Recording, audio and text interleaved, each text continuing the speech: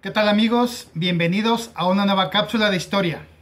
El día de hoy es una cápsula especial porque está dirigida a mis amigos del Pentatlón Deportivo Militarizado Universitario, que en su grupo de reclutas me pidieron que les explicara sobre este tema del México precolombino. Y aprovecho para decir que soy orgulloso egresado del Pentatlón Deportivo Militarizado Universitario, del cual durante 9 años fui comandante de la zona Jalisco. Bueno, pues el tema que vamos a abordar hoy, como te digo, es el México precolombino. Lo primero que te quiero decir es que precolombino se refiere a que es el México antes de que fuera descubierto por Cristóbal Colón. Y quiero decirte que antes de que fuera descubierto, bueno, pues ahora sabemos, porque se ha estudiado a ese México antiguo, de que geográficamente estaba dividido en 3 áreas culturales.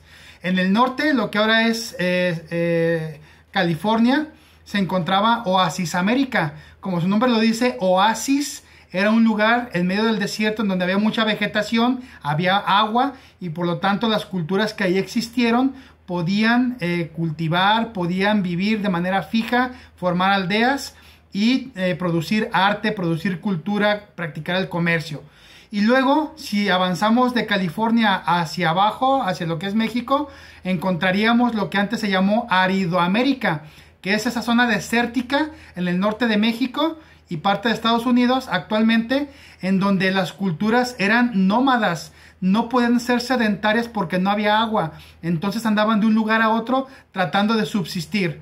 Y más hacia abajo, desde el norte de Sinaloa hasta Guatemala, se ubicó lo que es Mesoamérica, un lugar geográficamente con agua, con vegetación, un lugar apropiado para que el hombre se estableciera y creara una cultura muy importante como la que tú has podido ver a través de las culturas de las pirámides prehispánicas y de todos los vestigios arqueológicos que hoy podemos encontrar.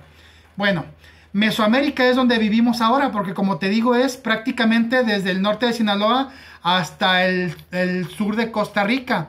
Toda esa parte era Mesoamérica. Jalisco, por ejemplo, Sinaloa, Nayarit, Jalisco, Zacatecas, Michoacán, Guanajuato, Veracruz, Campeche, Tabasco, Quintana Roo, Oaxaca, Chiapas, estaban ubicados en Mesoamérica, ¿de acuerdo? Muy bien. Algunas culturas que se ubicaron aquí, culturas indígenas, algunas, porque hubo muchas, pues están, por ejemplo, entre las más relevantes que pasaron a la historia por su grandeza, pues fueron los toltecas, los teotihuacanos, la cultura totonaca, los olmecas, los mexicas o aztecas muy famosos, los zapotecas y los mayas también muy famosos en el sur. Fíjate que las culturas indígenas en la época prehispánica o precolombina, antes de que los españoles llegaran, ellos creían que el tiempo se medía de forma cíclica, como un círculo, que la historia empezaba en un punto, daba una vuelta a un ciclo y la historia se repetía cada determinado tiempo. Por eso seguramente tú o tus papás recordarán que decían que en el 2012 el mundo se iba a acabar, pero esto es porque los mayas, en este ciclo de la vida, de la historia, como ellos medían el tiempo, pues ellos habían vaticinado, habían profetizado que el tiempo volvería a comenzar. Entonces marcaba el fin de una época, pero la gente que no conoce de historia empezó a decir que era el fin del mundo. Otra forma de medir el tiempo es que pensaban que era una espiral, que la historia estaba dando continuas vueltas y había cosas que se repetían de alguna manera en algunos momentos de esa historia cíclica, en espiral, pero que la historia seguía avanzando, ¿no? Así como una espiral. Ahora sabemos nosotros que la manera más fácil de comprender el tiempo es la manera lineal. Se mide el tiempo de manera lineal, con un principio y avanza en forma lineal hasta llegar a un fin de la historia que no sabemos cuándo vaya a ocurrir, pero seguramente algún día habrá un fin. Nadie lo sabe, aunque pueda haber probabilidades y todo eso, nadie sabe cuándo será el fin. ¿De acuerdo? Muy bien. Te puedo decir que las culturas prehispánicas tenían bastantes dioses. Tenían muchos dioses.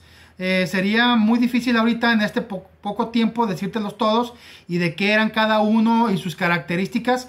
Pero pues te puedes acordar a lo mejor de Tlaloc, de Huitzilopochtli, de Quetzalcóatl, de Mictlantecutli, de muchos dioses a través de los cuales los indígenas del mundo prehispánico precolombino trataban de explicarse lo que pasaba en la naturaleza. Por eso había un dios de la lluvia, un dios del día, un dios del sol, un dios de la noche con la luna, un dios del inframundo, el dios de los muertos, ¿sí? Precisamente ese dios de los muertos se llamaba Mictlantecutli, porque el Mictlán era el inframundo, en donde estaban los muertos. Ojo, inframundo no es infierno. Infierno y cielo es una visión cristiana de la historia. Los grupos indígenas creían que el lugar de los muertos, a donde todos los muertos iban, el inframundo, al Mictlán, estaba adentro de la tierra. Y había niveles en el Mictlán.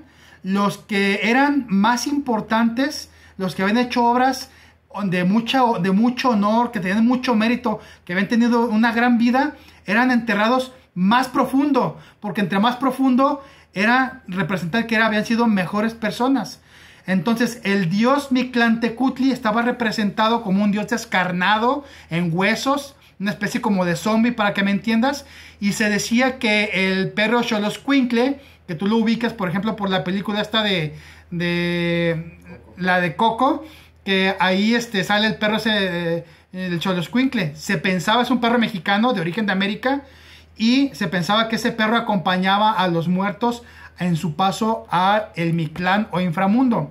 Fíjate que por otro lado el comercio de los grupos precolombinos fue muy bueno, porque ellos crearon algo llamado tianguis. Seguramente tú has ido al tianguis, pero tianguis es una palabra prehispánica del náhuatl y es un mercado. En la Ciudad de México, en la época antes de los españoles, existió un mercado tan grande y tan muy bien organizado que se llamaba el mercado de Tlatelolco. Cuando los españoles llegaron años después y llegan a lo que era Tenochtitlan y luego los invitan a que vayan a conocer el mercado de Tlatelolco, dice Bernal Díaz del Castillo, que era un soldado de Hernán Cortés, que desde mucha distancia, a kilómetros de distancia, se escuchaba el murmullo de la cantidad de gente que había comprando ahí. Y además se maravillaron los españoles porque cuando llegan y lo conocen, se dan cuenta que en ese mercado se vendía de todo lo que te puedas imaginar, de todas las especies de animales, vegetales, minerales, productos de la tierra y demás que te puedas imaginar. Un mercado muy grande pero muy bien organizado, y se comerciaba a través de trueque o de monedas, que eran el cacao. La semilla del cacao era una moneda, o cambiando una cosa por otra, que era el trueque. También algo que hay que destacar, pues es que en la época precolombina o prehispánica hubo muchas guerras, hubo diferentes etapas. Los historiadores han dicho que existe en todo este periodo prehispánico una primera etapa llamada preclásico, en la que los hombres de México y de América pues empezaban a primero conformar las primeras aldeas en las que empezaban a organizarse. Y luego dicen que hubo un segundo periodo llamado clásico, en el que las culturas se hicieron muy importantes. La ciencia avanzó, se construyeron grandes pirámides, se hizo un sistema de numeración, un sistema de comunicación, se cultivó la tierra, se construyeron grandes ciudades, hubo religiones muy importantes. Y luego dicen que hubo un preclásico, en donde las culturas empiezan a decaer, en declive, y termina con la llegada de los españoles. Quiero decirte que en este último periodo, en el posclásico, hubo guerras de pueblos indígenas contra pueblos indígenas. No podemos decir, eso es falso. Alguien que diga que los españoles acabaron con la nación mexicana es una falsedad, porque no existió una nación. Una nación implica unidad nacional de idioma, de lenguaje, de economía y de visión a dónde quieres llegar. No había una nación indígena, no había una nación prehispánica. Todos los pueblos estaban peleados unos con otros. El más fuerte dominaba al más débil.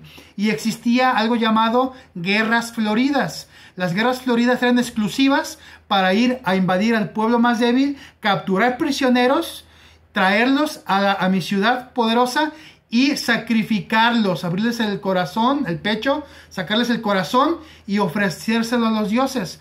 Las guerras floridas eran exclusivas para eso. Hay una película que puedes ver que se llama Apocalipto, que está basada en los murales de Bonampak, cuyos murales, hechos por los indígenas mayas, hablan precisamente de esas guerras floridas. Y bueno, finalmente quiero decirte que este final del periodo precolombino preclásico está marcado por dos dos leyendas que influyeron en las creencias indígenas. La primera leyenda habla de Quetzalcóatl, que lo describe como un dios blanco, barbado, rubio, que un día se va de Tula, que está actualmente en el estado de Hidalgo, porque se siente deshonrado, pero promete regresar al final del ciclo, ¿te acuerdas? Ese ciclo en el que medían el tiempo. Prometió regresar al final del ciclo a recobrar el poder, el control de lo que le pertenecía, de su reinado en Tula, en Mesoamérica. Y coincidentemente, cuando los mismos indígenas profetizaron en la fecha, en el tiempo que él iba a regresar, coincide con la llegada de Hernán Cortés.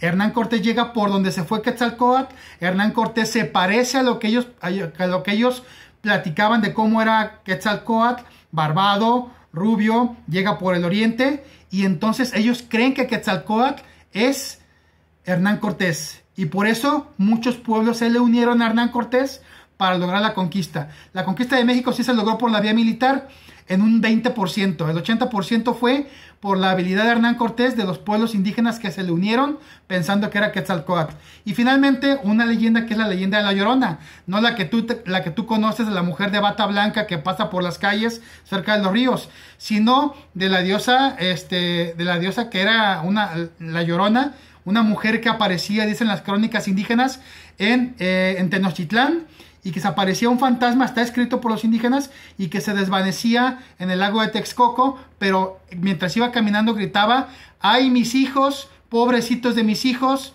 ¿En dónde los iré a esconder de tan triste destino? Y los sacerdotes aztecas dijeron que se refería esa diosa a que venía el final de su cultura, y coincide cuando los españoles llegan y termina la cultura prehispánica. Espero que esta cápsula histórica te haya sido muy útil, que hayas aprendido algo nuevo, y te invito a que no te quedes solamente con este conocimiento, que investigues, que aprendas, que preguntes, porque solamente conociendo a México es que realmente lo vas a poder amar, y solamente si amas algo lo vas a defender. Muchas gracias, mucho éxito, ánimo en esta cuarentena, y no se te olvide: patria, honor y fuerza.